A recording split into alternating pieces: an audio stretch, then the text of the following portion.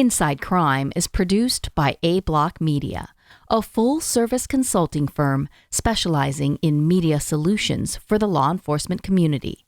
Law enforcement professionals know A-Block is a partner they can trust.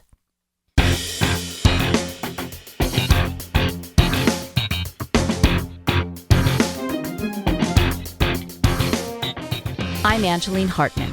As a journalist, I've worked with cops and victims of crime all over the country. My craft is storytelling. My passion is crime fighting.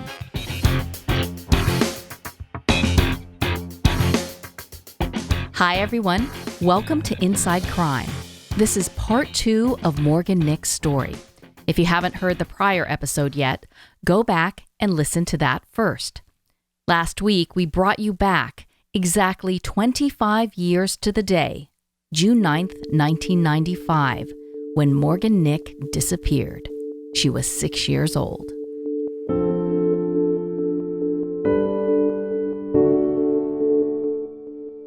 It happened in Alma, Arkansas, a little town just west of Fort Smith, once known as the spinach capital of the world.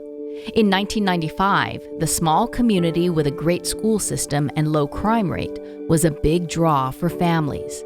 It was a place where no one expected evil. Hundreds of people were enjoying a Little League baseball game that night. Just yards away from her mom, little Morgan was playing with 2 friends, Ty and Jessica.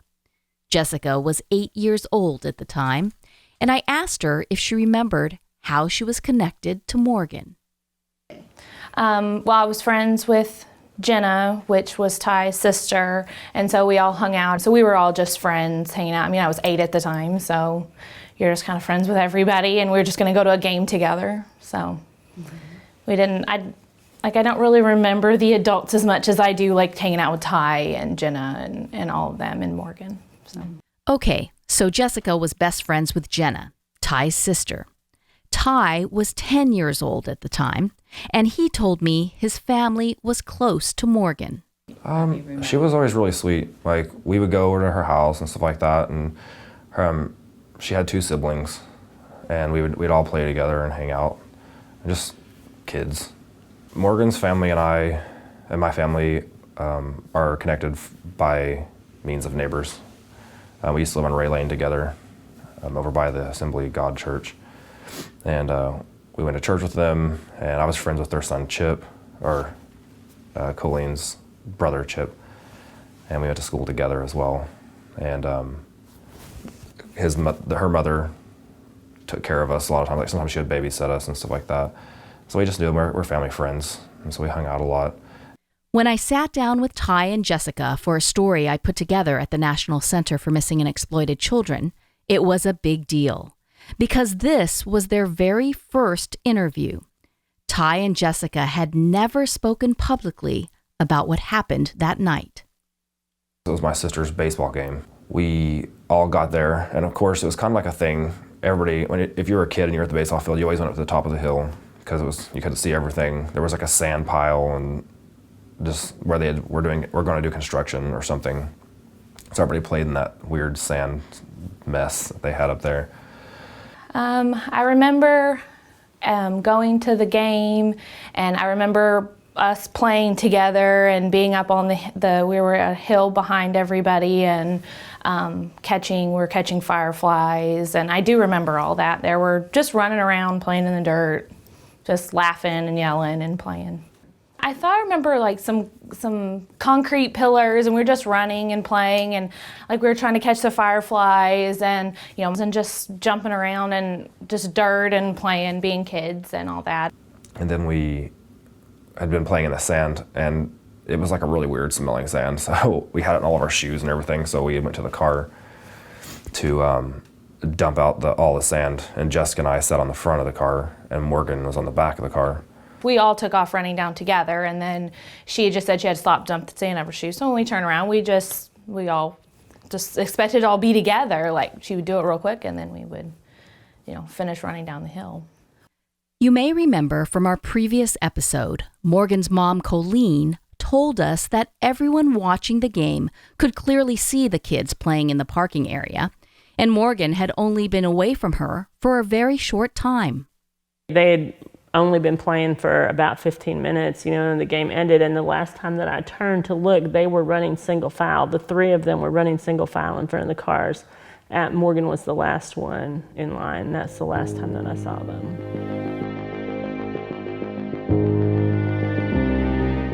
A few minutes later, Ty and Jessica made it back to their families, but Morgan wasn't there. I remember Colleen saying, "Well, where's Morgan?" And I said, "Oh, she's up there in the car. She's up there dumping sand out her shoes." And then she didn't come back down, so we all walked up there together. Colleen thought maybe Morgan decided to just wait inside their car. But when they checked, Morgan wasn't there either. It's a really small field and a really small parking area, and it was just easy to see that she wasn't right there anywhere, right? So we started looking, and I don't know, one of the coaches called 911, and within 6 minutes, law enforcement was there at the field. I remember just being really stressful. Of course, Colleen was, anxious and freaking out. Who wouldn't be? But I don't remember a lot about it because it just got really chaotic. And as a kid, there's just police lights and people running around and yelling and all that stuff. So I knew the gravity of the situation at the time. It was very serious.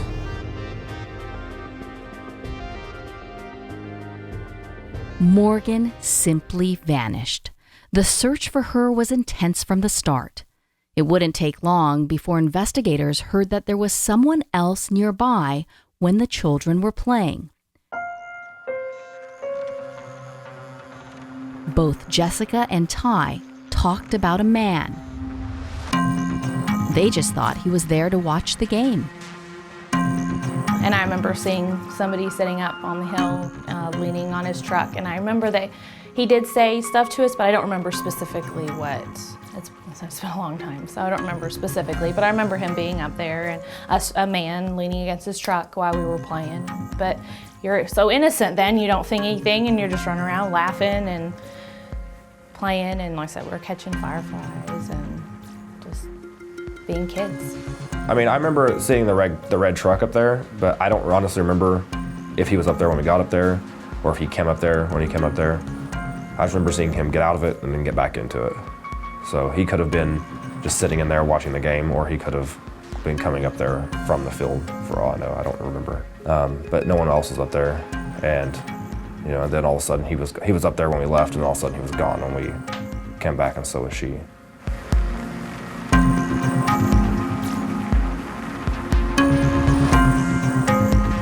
Both Morgan and the unidentified man were gone.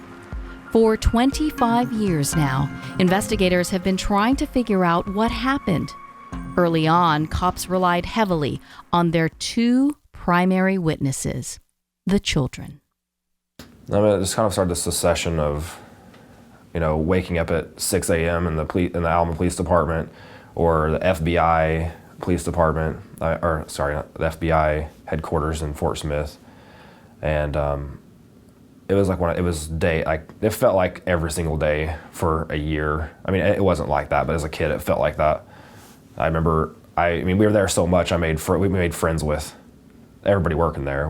I remember sitting down with a sketch artist and doing they had a sketch artist come in, and they even showed us, how they were doing it, and taught us a few things, and had me and Ty both make our own sketches. So yeah, I do remember a man being there. I do remember all that. Ty and Jessica worked hard to help investigators. Right now, I want to take some time here to give you a real sense of what happens in a case like this. There's a long-lasting ripple effect that most people don't even think about. Remember, Ty and Jessica were 10 and 8 years old. Obviously our lives changed dramatically. It turned them upside down, but their lives were turned upside down. Law enforcement, they were questioning them and talking to them, and they were seeing, specialists and psychiatrists who specialize in, the witness or the testimonies of children, and, doing reenactments, and the media wanted to talk to them, and just their lives were just overwhelmed, and they so desperately wanted to have the right answer. You know, they so desperately wanted to give what everybody was looking for, whatever it was, that piece that would solve the case. And we just watched them just be overwhelmed by the process. And we really stepped back out of their lives many years ago because we felt like they deserved the opportunity to grow up away from Morgan's case. The families of both Ty and Jessica moved away from Alma. Ty told me that he tried really hard not to think about Morgan's case. That's what he did to survive. For Jessica, looking back has always been tough, even now. The whole time in Alma in Arkansas, that's all I think about is that situation, and just like wish it would have been different. I didn't know her that well, but it's just a terrible situation, and if I just would have stopped, or like we would have stayed together better, then it wouldn't have ever happened.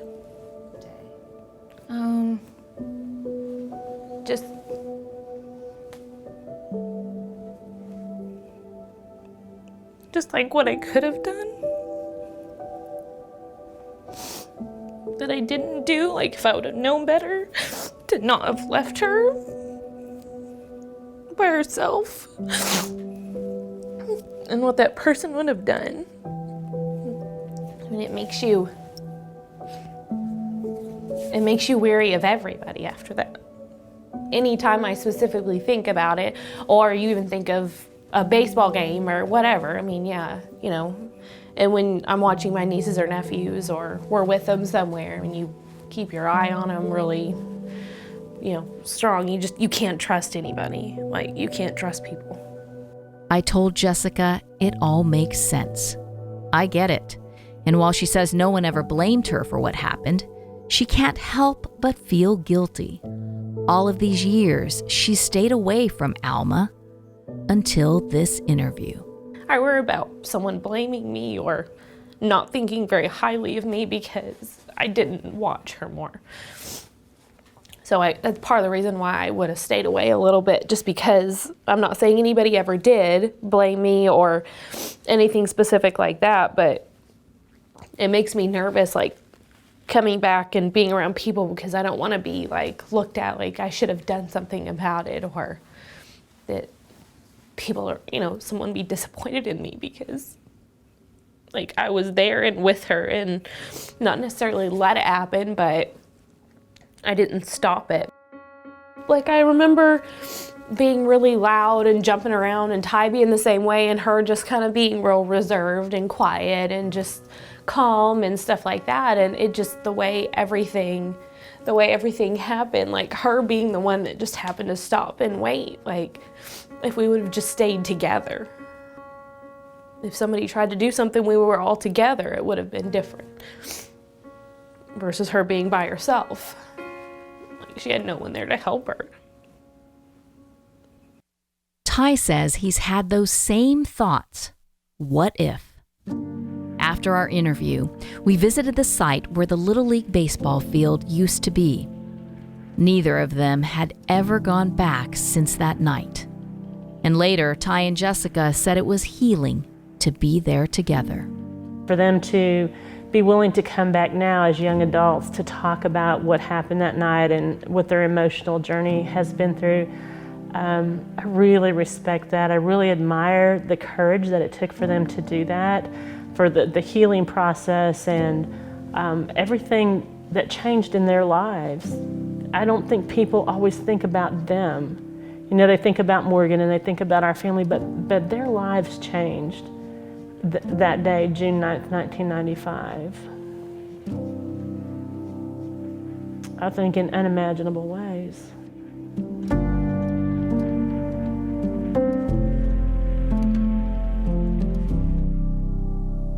After Morgan was abducted, the Nick family realized there was a need to help other families of missing children and adults in Arkansas. In 1996, Colleen launched the Morgan Nick Foundation. Eventually, she also became an advocate for missing children and adults everywhere. She also helps teach law enforcement professionals what it means to be a family of a missing child. In 2007, I attended one of her training sessions at the National Center. I was working at America's Most Wanted at the time and showed up to learn more about missing children issues. I remember Colleen telling the room of 60 cops, mostly men, that she was fully aware that the longer Morgan stays missing, the harder it might be to find her. It is easy for them to become focused on statistics that say only 2% of long-term missing children who are stranger abducted will come home alive. And in the law enforcement community, and even in communities where families live, it can become easy to be focused on it's been 2 years or 5 years. It just doesn't seem possible that the child can come home. But the fact is that long-term missing children do come home. I mean, we've seen the cases over the years. We saw J.C. Dugard and Elizabeth Smart and the girls from Ohio and Carlina White. They happen. And they happen more frequently because we as a society realize that it can happen if we make that call, if we investigate that lead. And so as a parent, my job is to stand here and say, I understand that you're focused on the 2%. I understand that. But from over here where I am at, 2% means that children like Morgan make it home. And it's my job to fight every day for her to come home. And you don't even have to believe that it could happen. I believe it enough for all of us. And I will be fighting every single day until it happens.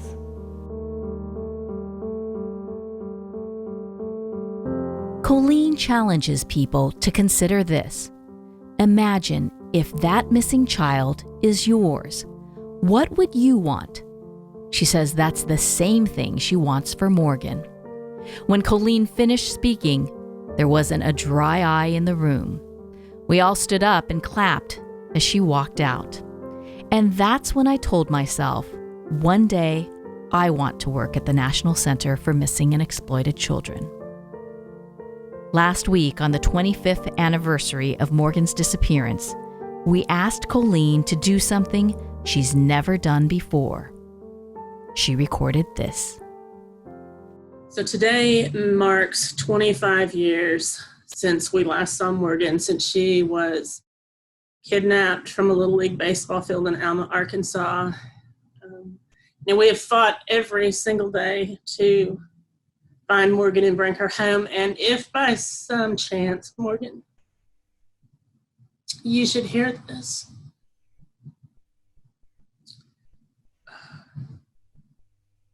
we want you to know that we have never given up. We will continue to fight for you with an army by our sides or by ourselves. But our promise to you is that if you survived, we will find you and bring you home. And if you didn't survive, we will find you and we'll bring you home. You are worth fighting for, and we love you.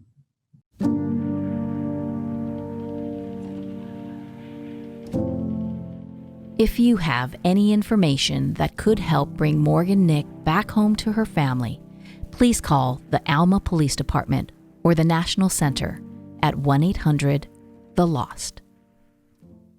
Coming up next on Inside Crime, another mother fights for her daughter. And I know she was telling this person, my mom is going to find you. And I am going to find him. If it takes the last breath out of me, I will find him. The search for answers after 25 years. Who killed Nicole Smith? That's next week on Inside Crime.